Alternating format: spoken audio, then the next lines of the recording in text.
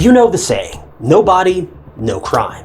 While that statement isn't necessarily true, basically no one can accuse someone of a crime until there's evidence. And it sounds pretty reasonable, right? Similarly, a trial with unavailable witnesses may not be justified either. But this is a case where everything is an exception to the rule. Well, at least some of them. When a young mother disappears without a trace, quite literally, the police aren't sure what to do or where to look. Did she run away? Was she somewhere of her own free will? Or did something happen to her? Well, that was until a certain someone was questioned, and another accident-turned-homicide was discovered when things finally lined up. The case of Stacy Peterson is chock full of mystery, bizarre occurrences, and a disturbing number of unexpected twists.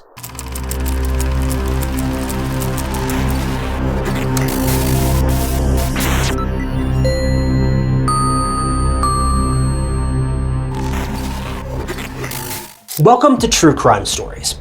If you're new here, I'm your host, Ty Knotts, and I post new true crime documentaries every single week. No AI narrations, no fake drama, just true crime. So if you're into that kind of thing, be sure to hit subscribe. It's totally free and it just lets you know when I post new videos. Now, normally I would just jump right into the life of the victim, but we're gonna switch things up a bit in today's case. Let me introduce you to a man named Drew Walter Peterson, who's the reason why we're here in the first place. He was born on January 5th, 1954, to parents Betty Morphy and Donald Peterson in Bolingbrook, Illinois. Drew was the oldest son, and he had a younger sister and a brother. Drew's dad was in the Marines, and as you can guess, the Peterson household was very strict. Having a military parent meant that every single person in the house needed to follow his rules, go to bed and wake up when he said, and things like that. Drew attended Willowbrook High School, where he also participated in cross-country running, and he graduated in 1972. And it was in high school that he met a woman named Carol Brown. She and Drew were essentially high school sweethearts, and they even attended senior prom together. Right after school, Drew joined the Army, and he also attended college in 1974. Now, this timeline seems a bit weird to me, but I guess he must have only spent about 2 years in the military before returning home and starting college. But however this played out, Drew was honorably discharged from the Army, and he moved to Falls Church in Virginia and began training as a police officer. 1974 was also the time when 20-year-old Drew and Carol got married. Together, the couple then welcomed 2 baby boys, Paul and Eric. In the meantime, Drew started his career as a police officer in the Bolingbrook Police Force in 1977. Just about a year later, in 1978, Drew was assigned to the Metropolitan Area Narcotics Squad, and after that, his performance led him to bag Police Officer of the Year in 1979. All in all, Drew's professional life was about as good as it gets, but the same can't be said about his personal life. Even though Drew and Carol were high school sweethearts, their marriage was short-lived, and after 6 years, they got divorced. The reason? Well, Carol found out that Drew was cheating on her. As we'll soon learn, this became a pattern for Drew. 2 years after his divorce from Carol, Drew went ahead and married Vicki Connolly in 1982. Their marriage lasted about 10 years, and together they managed a bar in Romeoville. Now, you might be thinking, well, hang on a minute, Drew was in the police force.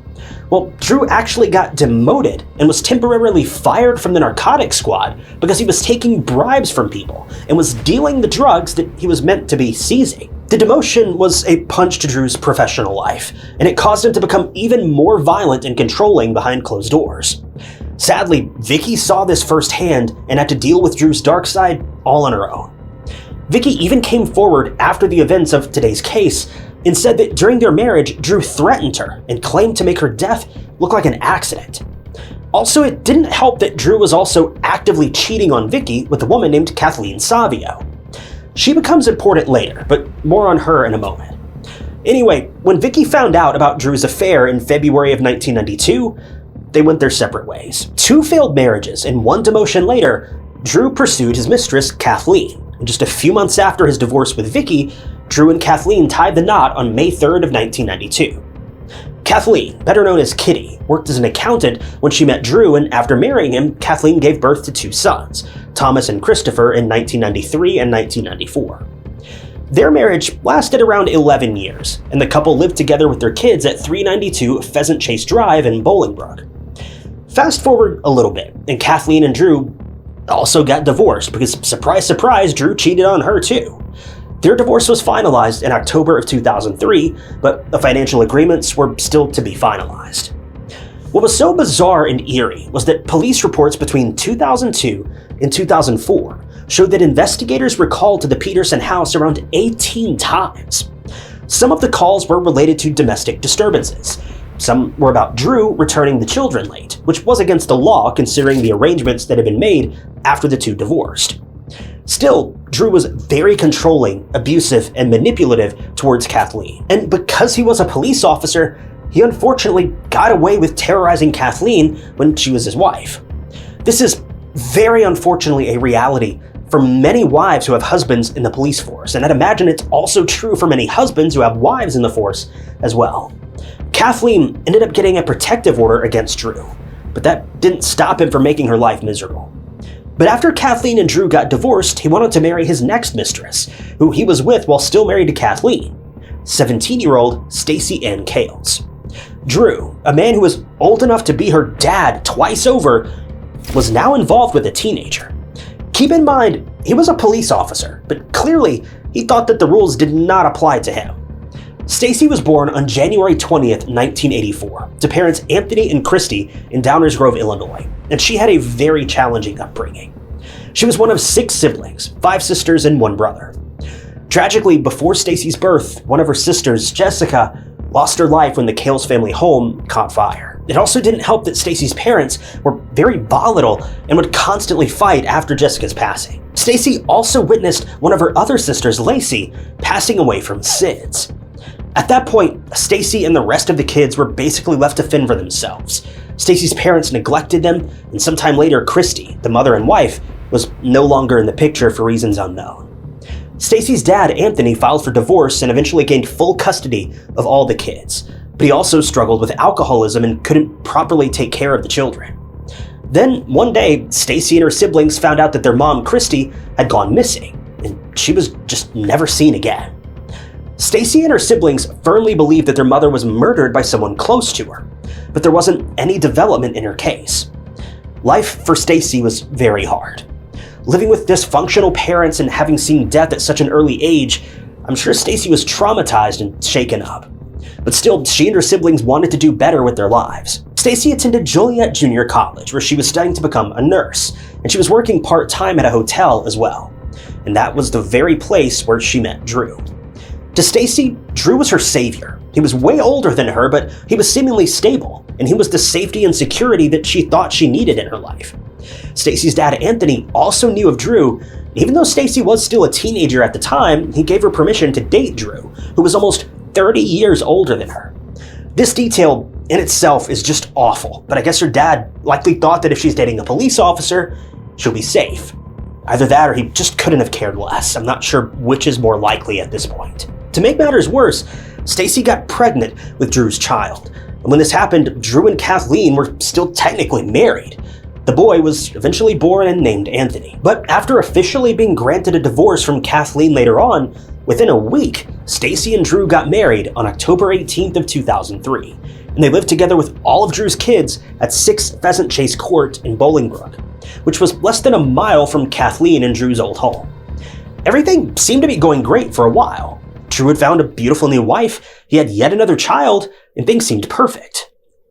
But all was not what it seemed. A day before the fateful event, Drew was supposed to have a full day with his and Kathleen's kids, and he was now about to drop them back off. But when they reached the house and knocked, Kathleen didn't answer the door. Drew didn't think much of it and just went back home to Stacey along with the kids. The next day, on March 1st, when Kathleen didn't answer the door again, Drew asked Kathleen's best friend and neighbor, Mary, to go check up on her. But when she did, she would find 40-year-old Kathleen in the bathtub, lifeless and cold. It was a scene that traumatized Mary for life. The investigators were called, and weirdly enough, they ruled her passing an accidental drowning, even though the bathtub was empty. It seemed that they didn't even take the bruising on her body into account and the significant injury on the back of her head. If that wasn't weird enough, Drew sold Kathleen's house less than a month later and conveniently left out the fact that his ex-wife lost her life inside. Though, admittedly, In some states, you don't have to disclose this sort of thing, and Illinois is one of those states.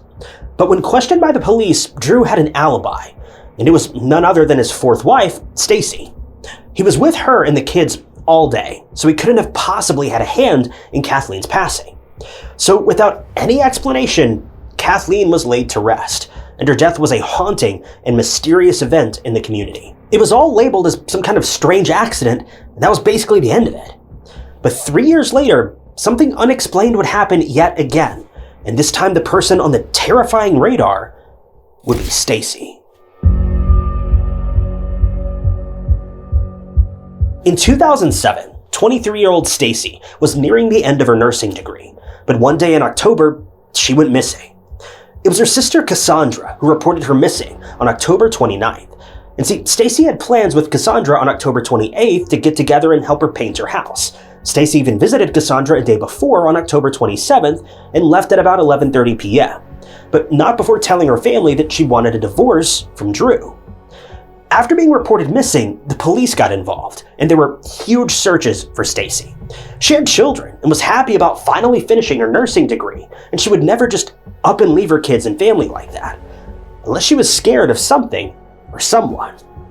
Everyone in the community looked for Stacy. Missing person posters were put up everywhere, and people went door to door to get any information.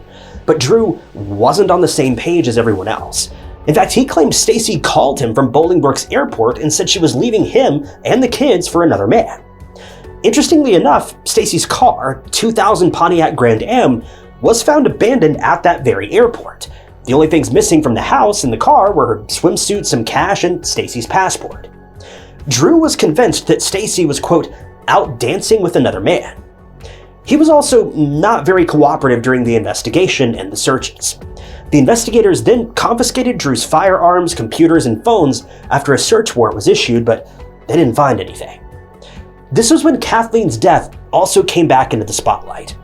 A lot of people thought that it was weird that one of Drew's wives died mysteriously, and now the other went missing without any explanation.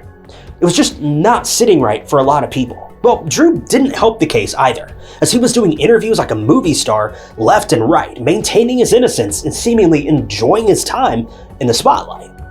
But let's be real, if he didn't have anything to hide, and he supposedly didn't, then I don't guess this is too unusual for someone like Drew to enjoy a little bit of local fame. Well, before long, Drew became a prime suspect in Stacy's disappearance, as well as Kathleen's death. And to further cement this claim, Kathleen's body was exhumed and another autopsy was conducted. This time around, Kathleen's injuries didn't line up with an accident after two separate autopsies, one conducted by the detectives and one privately done by the family's investigative team. And the results were clear as day. Kathleen's cause of death was drowning, but it wasn't an accident. It soon became clear that a struggle had taken place beforehand, and the scene was staged to look like an accident. The bathtub was filled with water at one point, but it slowly drained, and that's why the tub was empty when Mary discovered Kathleen. But infuriatingly, the coroner, who initially ruled Kathleen's death an accident, was buddy-buddy with Drew, and he convinced the jurors that Drew wasn't a violent man and that he wouldn't hurt anyone. This coroner likely deliberately ruled Kathleen's passing as an accident, and this was allegedly done even when he had evidence to the contrary. It's scary to think of just how influential Drew was, even after he'd been fired from the police force.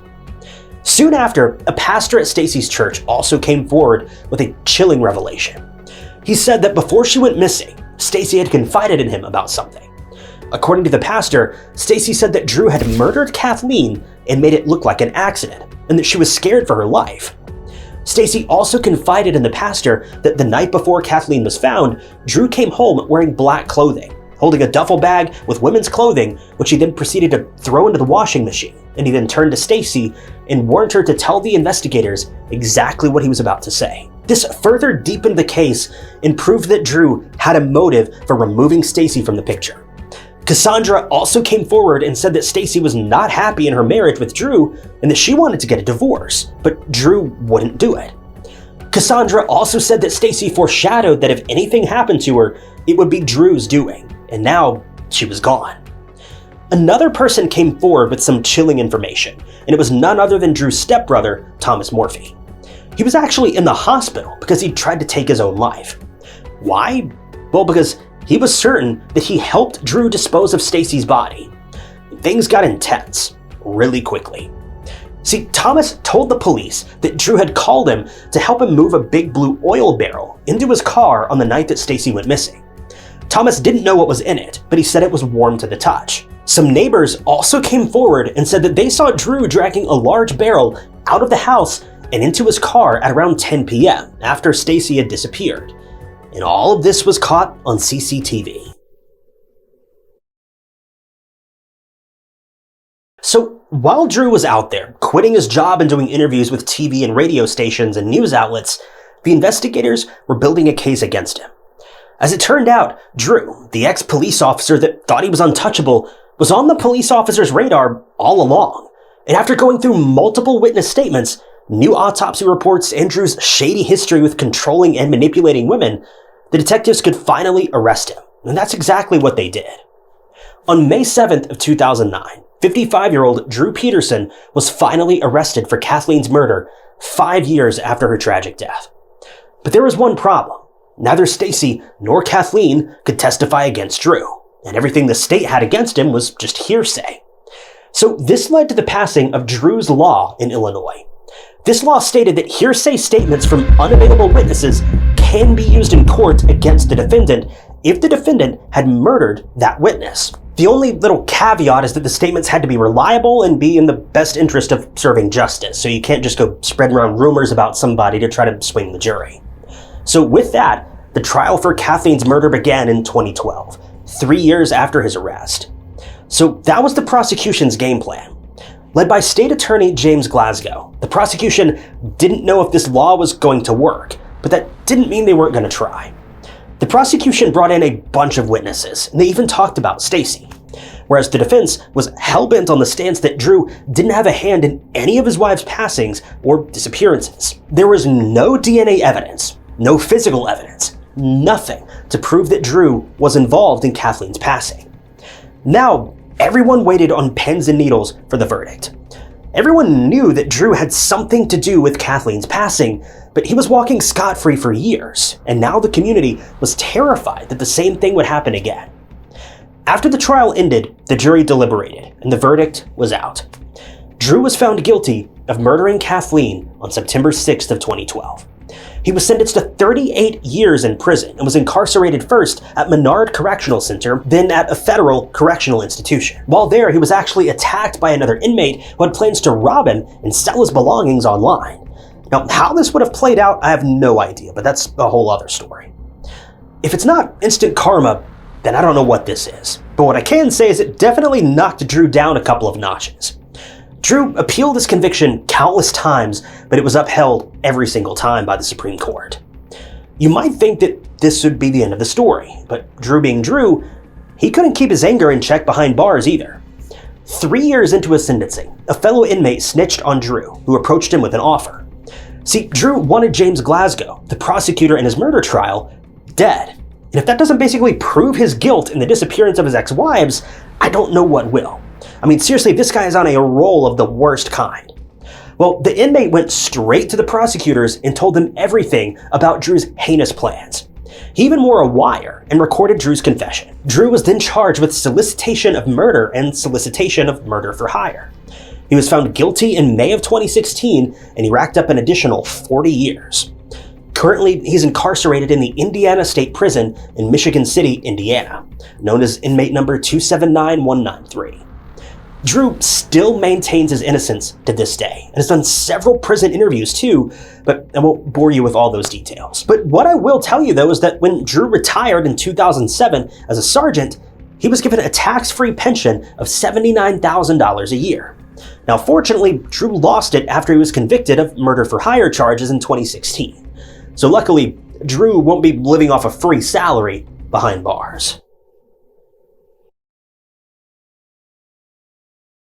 So, Kathleen was given justice, but we have to remember that Drew was only convicted of her murder, not Stacy's.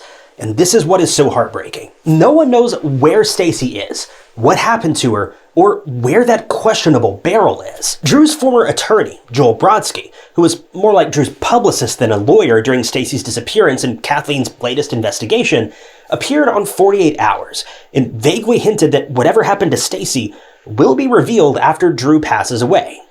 He didn't elaborate further, but it did leave a bad taste in everyone's mouths. Joel also came forward in May of 2022, expressing the need to expose information that he had on Drew that was protected by attorney-client privilege. Stacy's sister Cassandra felt a weird mix of emotions at this. Regardless, she believes that this information could crack the code of Stacy's cold case. But Joel is under a continued gag order to not reveal any confidential information about or related to Drew.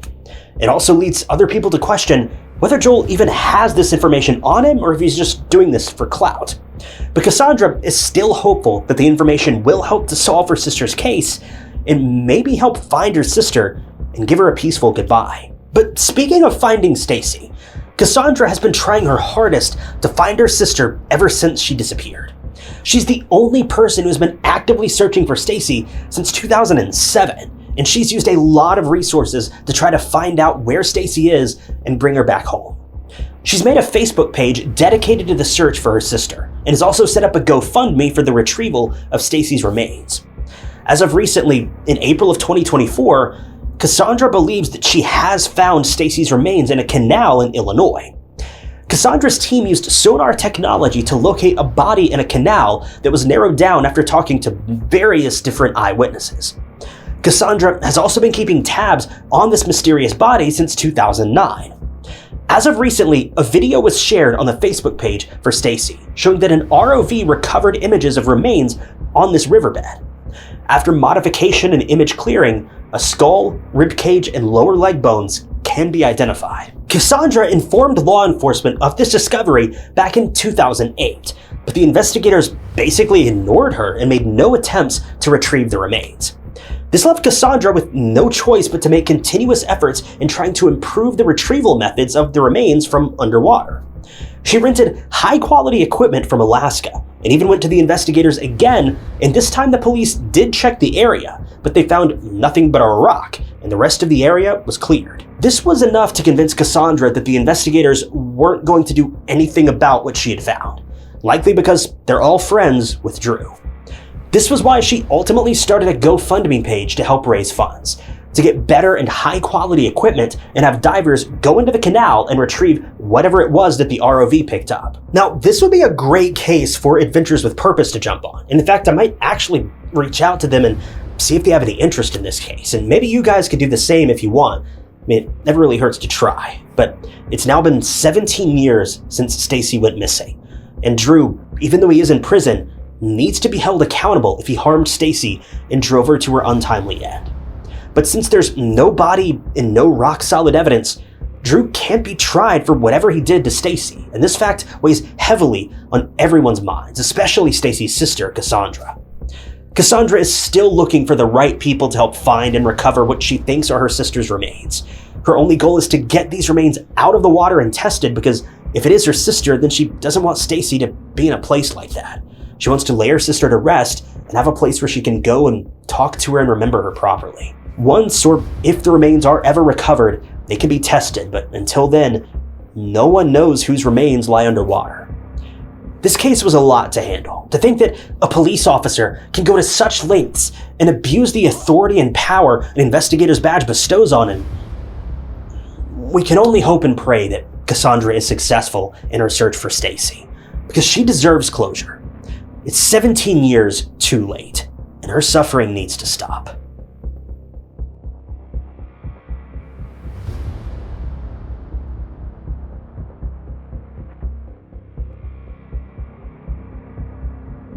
Thank you guys for tuning in to another episode of True Crime Stories. I wanted to give a special thank you to a couple channel members, including Connie Weber-Marks and Nicole Dominguez. If you also want to become a member of the channel, you'll gain access to new videos sometimes days or weeks before they're uploaded to the public, and it is a great way to support the channel and help out, and I really appreciate those of you that have decided to do that. If you want to join, you can click that join button below the video, or find the link down in the description. And one note that I wanted to make is that I know a lot of you guys are newer to being members to the channel and you're waiting on your name to be mentioned in a video like this. And I promise I will get to you, every single one of you guys. But I've got a decent list of names to get through since I'm only mentioning about 2 of you guys per week. So it may take me a few weeks, but I will 100% get to you if you are a paid channel member. But anyway, don't forget, True Crime Stories t-shirts are also now available. You can grab one of those from the link down in the description as well. But as always, if you enjoyed this video, check out this other interesting case I covered, and don't forget to subscribe. It's totally free and just keeps you up to date with all my future videos. But my name is Ty Knotts, and I'll catch you guys in the next one.